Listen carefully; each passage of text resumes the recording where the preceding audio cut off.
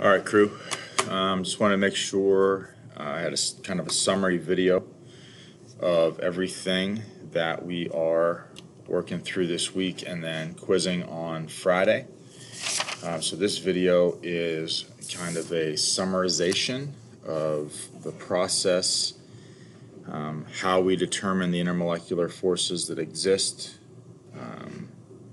in a pure sample. So one kind of molecule by itself, 100% pure. How do we determine the type of intermolecular force that exists between molecules of different compounds? And what some of the tests that we ran on the lab, the smell, the salt solubility, and the evaporation rate, what they tell us. So this is kind of a summary video for the IMF mini unit that we covered the week of the 12th of February. So let's jump into this. First thing I want to go over with you real quick is the determination of intermolecular forces whenever we have Lewis dot structures. So we're going to use the two-question test.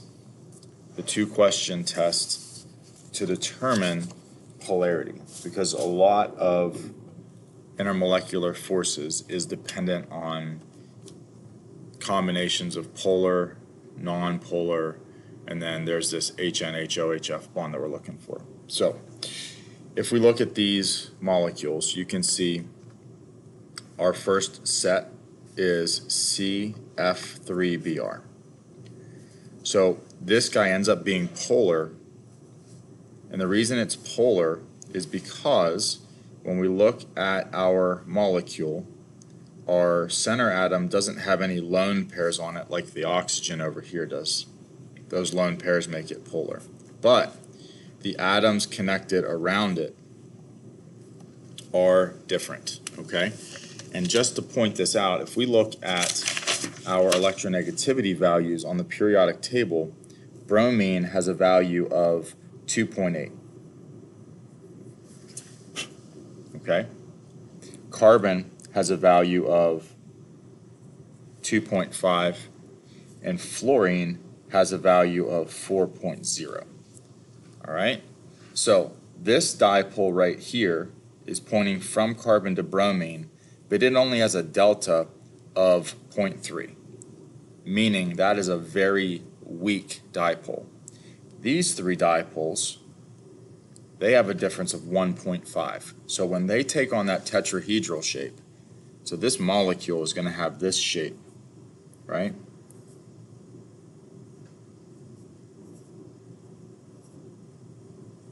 It's going to have that shape.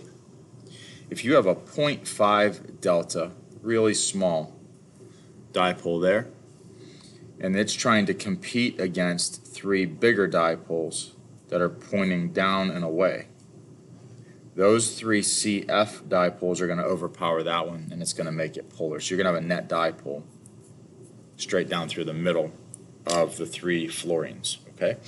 Now, if this guy's polar,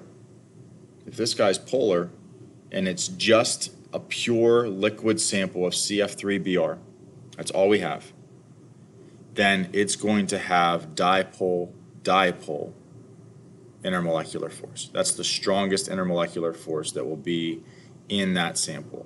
The dipoles will line up, tip to tail. The positive end of one dipole will be attracted to the negative end of another, and that's a fairly strong intermolecular force.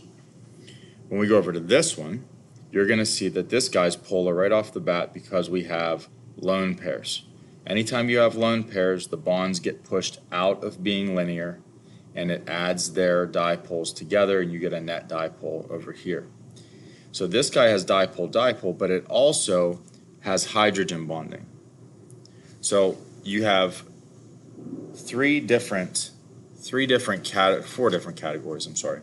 four different categories of intermolecular forces. Okay?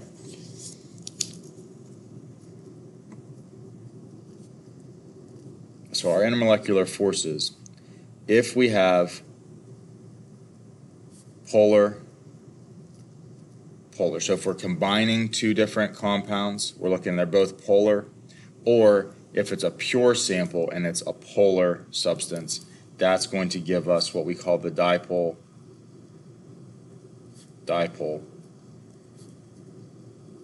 attractive force. So those dipoles are going to be attracted to each other, kind of like ions are attracted to each other. Now, if you have an HF,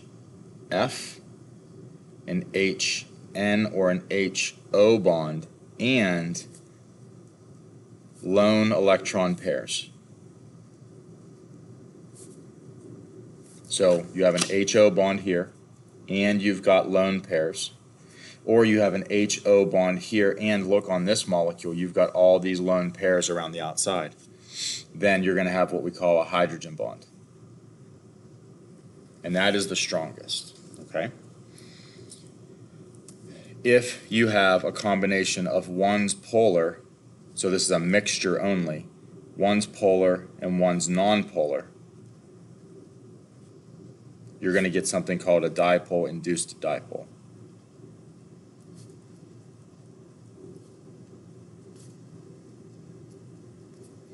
And if everything's nonpolar, you get what we call London dispersion. And that's kind of a catch-all. If it doesn't fall into the other categories, then it has to be London dispersion. So water by itself will hydrogen bond to itself. The hydrogen on one water will be attracted to the lone pairs on another. If you have water with another polar molecule like this, then, or even if it's nonpolar and you have all these lone pairs around the outside, then you're going to have the hydrogen ends of the water molecule will be attracted and connect to the lone pairs around the outside, and then the lone pairs would be attracted to another hydrogen somewhere if it could find one. All right. So two possible intermolecular forces exist. The strongest of them is the hydrogen bond, so we would go with hydrogen bonding. London dispersion, the second example, where silicon has no lone pairs on the center and all the atoms connected to it are the same. That's going to be London or nonpolar. So if silicon dioxide by itself would connect to another silicon dioxide, that would be considered London dispersion. Okay, that's an odd situation, and we'll talk about that when we get into the writing and naming piece. This is what sand and glass are made out of, so there's a little bit more going on there than London dispersion forces. But if you had something like BF3, which is also nonpolar, no lone pairs, all the atoms around it are the same, then these two connecting together would be nonpolar, and that would end up giving you only London dispersion. Dipole-induced dipole would be the example between these two. So if it was just this one, it would be London dispersion. If it was just this one, it would be dipole-dipole, because this guy's polar because of the lone pairs, so it would connect to itself, dipole-dipole. Connecting to one another, so the C2H4 and the SeCl2, if they would come in contact with each other, the dipole on this molecule could cause this one to have a temporary dipole. That's the induced part. So a polar molecule can create a dipole in a nonpolar molecule, and then they end up sticking together opposite ends of the dipole. The last one I want to go through with you real quick, just because it's pretty unique in that there's a nonpolar CO3 minus 2 over here. So this guy has 3 oxygens around it, no lone pair, so that's nonpolar. This guy's polar, and it has an NH bond. So remember, hydrogen bonding, if you have an NH, NO, or NF. NO, NH, NF bond. And there's lone pairs. Look at all these lone pairs over here. Then it'll be hydrogen bonding. So this is a unique situation where you have nonpolar and polar, which would make you think that's probably dipole-induced dipole, polar-nonpolar. but because the NH bond and the lone pairs, you end up having hydrogen bonding. In the lab, we looked at 3 different tests. The first test we looked at was the test of smell. Smell is an indicator of polarity and vaporization rate. How does it show polarity? Well, if something smells, then it's going to be polar because it has to have a dipole to connect to and stick to the receptors that are in our nose. How does it show a vaporization rate? Well, the more intense the smell, the faster that you pick up the smell when you open a bottle of it, the faster it's vaporizing. And that would lead us to believe that the IMF in that sample would be weaker. Vaporization time, so this is where you smeared it on the table and you saw how fast it evaporated, is an indicator of intermolecular force strength. The faster it evaporates, the weaker the IMF. And we saw that when we looked at things like our acetone, right? We looked at acetone that has just a dipole. So the dipoles point in from the hydrogens to the carbon. So you got 2 dipoles pointing this way, and then the dipole here goes up here. So you got a pretty strong negative end over here. These are your positive regions, but man, that thing, as soon as you smeared it on the table, it was gone, okay? So that polarity there, it's a small, light molecule with a nice dipole in it, but that dipole doesn't hold it together very well. The alcohols, they're not much bigger. Matter of fact, methanol was smaller than acetone. If you compare those, methanol is smaller than acetone, but because it has this OH up here with those lone pairs, and because this one has the OH with the lone pairs, that's going to give you hydrogen bonding, and that's why the alcohols stuck around a little bit longer. And then when we compare the acetone to the ethyl acetate,